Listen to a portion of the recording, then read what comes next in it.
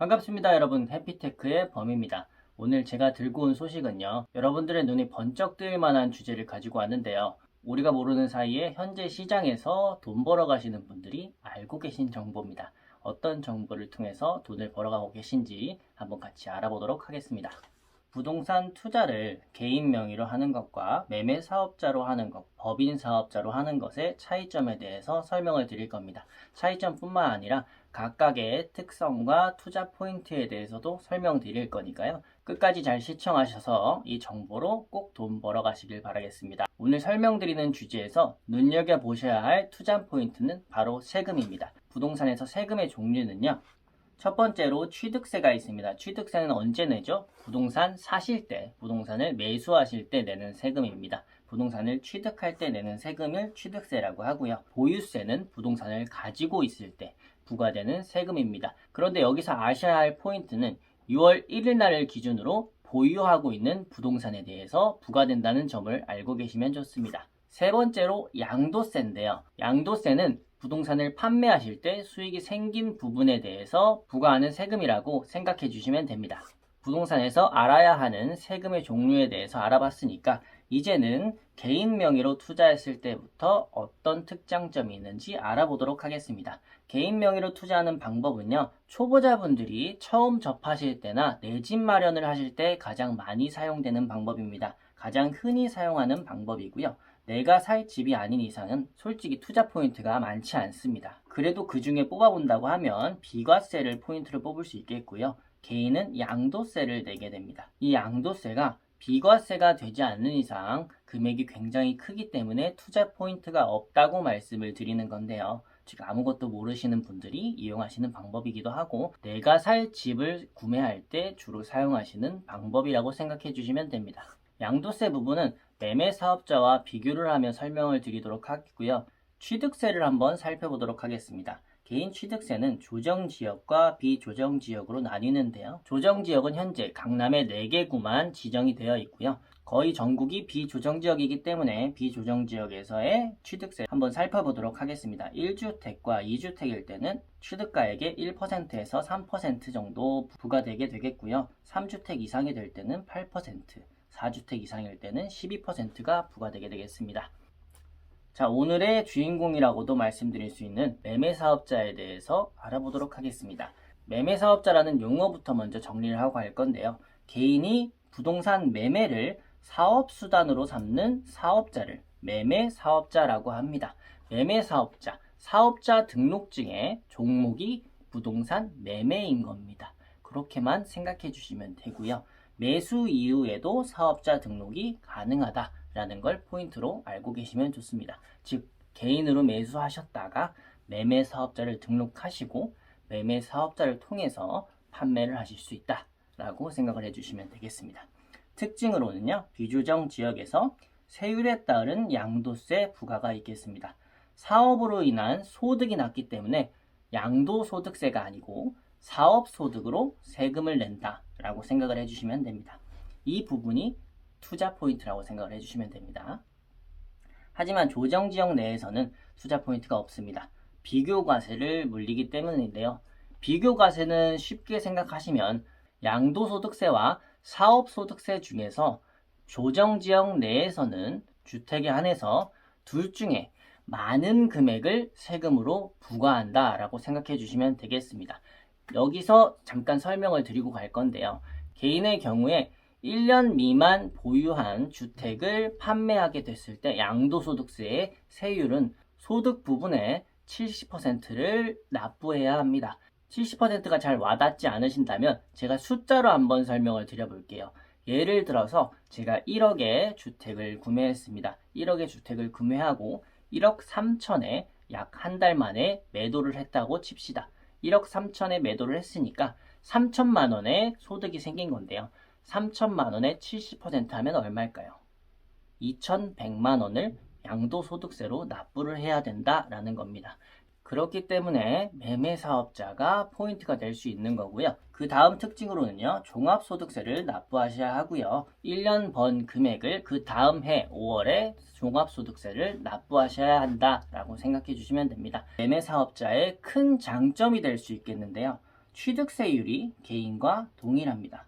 아까 처음에 설명드렸었죠. 매수할 때는 개인의 명의로 매수하고도 사업자를 내고 매매가 가능하다라고 말씀을 드렸기 때문에 아직까지는 이용할 수 있는 하나의 수단이 될 수 있겠고요. 무슨 말씀인지 아시겠죠? 개정안이 발의됐지만 아직은 적용이 되지 않고 있습니다. 여러분들이 조금 주의하셔야 할 점인데요. 매매 사업자를 통한 소득도 개인의 소득이기 때문에 소득이 증가되셔서 건강보험료가 증가될 수 있다라는 것도 알고 계시면 좋습니다. 하지만 더 많이 벌었으니까 조금 더 낸다라고 생각한다면 그렇게 큰 단점은 아닐 수 있겠네요. 이 특징 중에서 투자 포인트를 한 가지만 뽑아봐라 라고 말씀하신다면 양도세가 부과되지 않고 사업으로 인한 소득세를 낸다라는 걸 전 뽑겠습니다. 이 소득세가 대체 뭐길래 투자 포인트고 이걸로 어떻게 돈을 번다는 거냐 라고 생각이 드실 텐데 제가 이제 비교를 해드릴게요. 개인의 경우에 3천만 원의 양도소득이 났다면 2,100만 원을 양도세로 납부해야 한다고 말씀드렸죠. 매매 사업자를 통해서 똑같이 매매를 했을 때 과연 얼마를 납부해야 되는지 한번 비교를 해보겠습니다. 매매 사업자의 소득세율을 제가 일부분만 가져와 봤습니다. 1,400만 원 이하일 때는 6%를 납부를 하고요. 4천만 원 이하일 때는 15%를 납부를 하게 됩니다. 5천에서 8,800만 원일 때는 24%를 납부를 하게 됩니다. 아까 금액과 한번 비교를 해보겠습니다.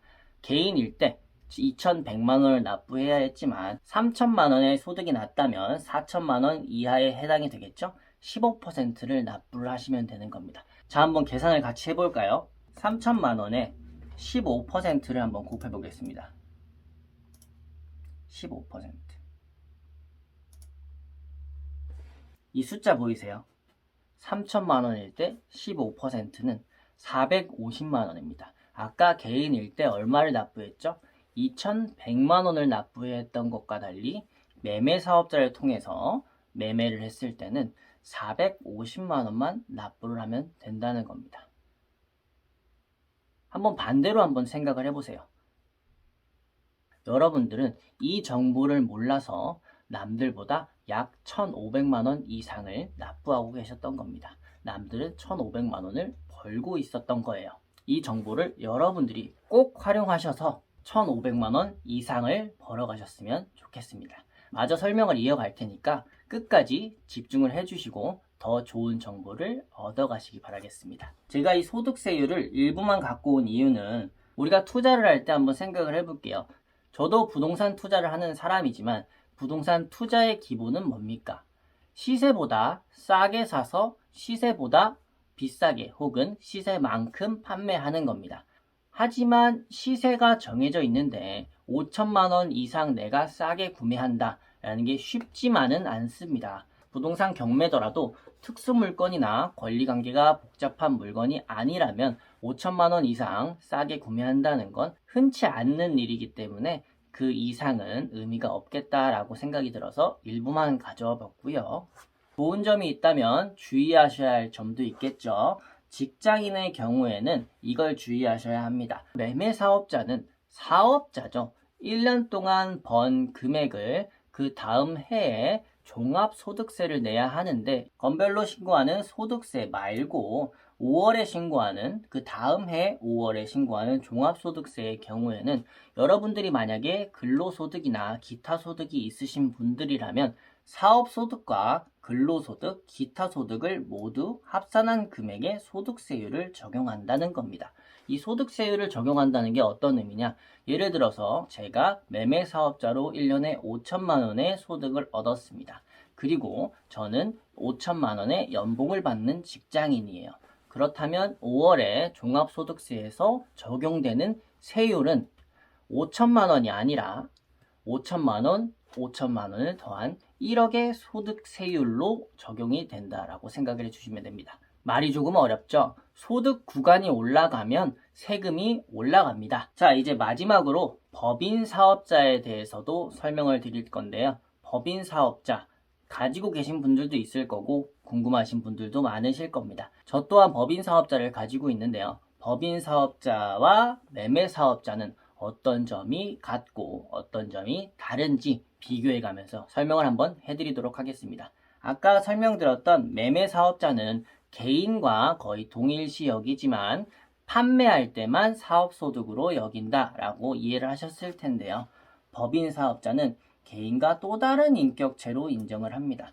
즉 회사의 한 덩어리다 라고 생각을 해주시면 되는데요. 이게 장점이자 단점입니다. 왜 장점이자 단점인지는 특징을 한번 보면서 생각을 해보도록 할게요. 여기 특징에서 어떤 부분이 단점이냐면 법인 통장의 금액을 마음대로 인출해서 사용하시면 횡령이다 라는 부분이 단점이자 장점입니다.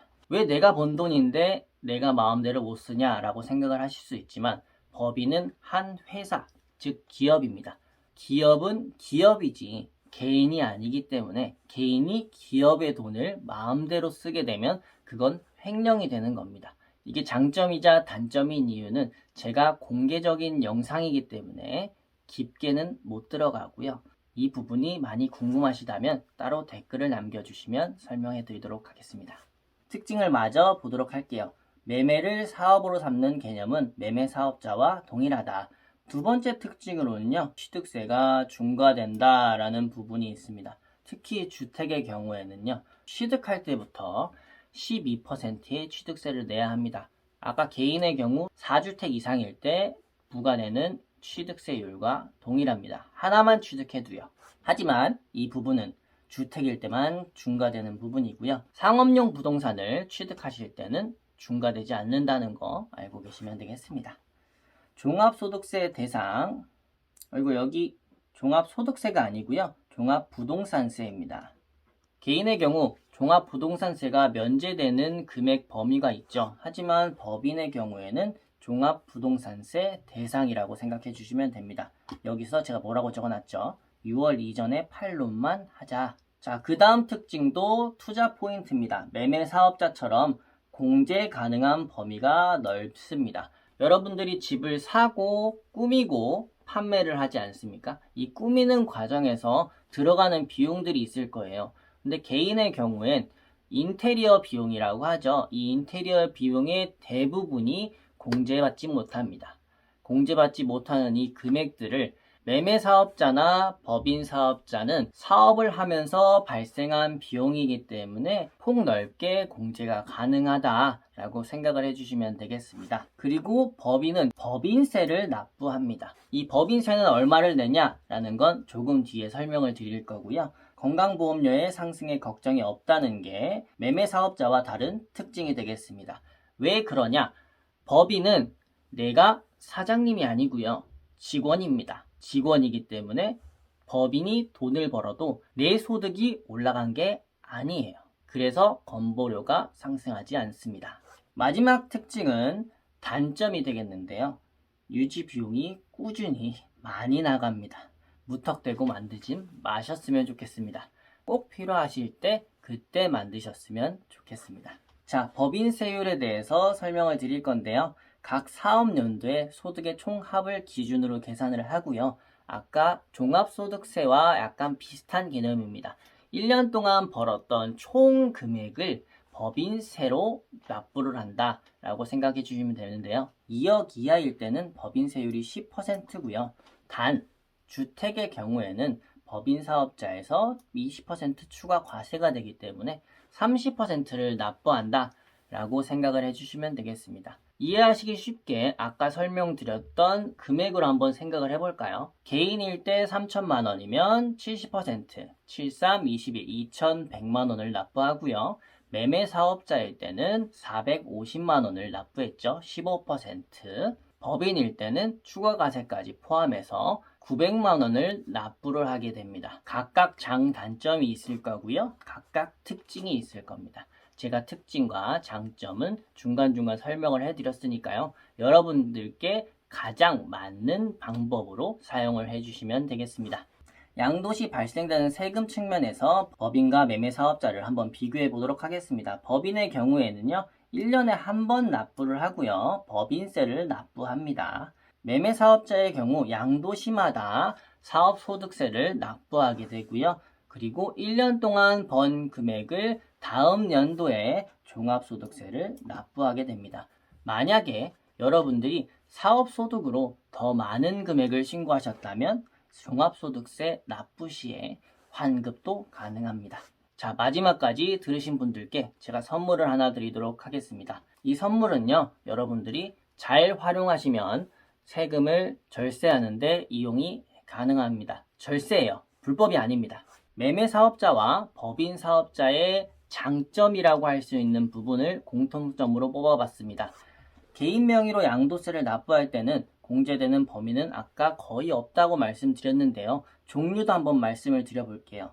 취득세, 법무비, 복비라고 하죠. 우리가 부동산에서 부동산 수수료를 낸 금액, 그리고 보일러 교체 비용까지. 보일러 수리는 안 돼요. 수리 비용은 공제가 불가능하고요. 그리고 그 외의 금액들도 있지만 대표적으로 우리가 사용할 수 있는 것들을 한번 뽑아봤습니다. 개인의 경우가 아니고 매매 사업자와 법인 사업자의 경우엔 어떤 것들이 또 공제가 되느냐? 폭넓은 공제가 되는 범위, 교통비가 있고요. 그리고 인테리어 비용이 있습니다. 이 인테리어 비용 부분은 방법에 대해서는 조금 다르니까 매매 사업자와 법인 사업자가 어떻게 공제를 받는지까지는 이 영상에서 설명을 못 드릴 것 같고요. 공제가 가능하다 정도만 알고 계시면 되고, 이 컨설팅 비용도 대비, 회식 등 이런 비용들도 공제가 가능합니다. 이렇게 개인일 때는 공제가 불가능했던 비용들을 공제가 가능하다는 게 장점이고요. 이 장점을 살려서 절세가 가능합니다. 자, 오늘은 개인, 매매사업자, 법인사업자가 어떻게 다른지 상세히 알아봤고요. 어떤 부분이 투자 포인트인지까지 짚어드렸습니다. 제가 짚어드린 투자 포인트들을 잘 활용하셔서 꼭 돈 벌어 가셨으면 좋겠습니다. 감사합니다.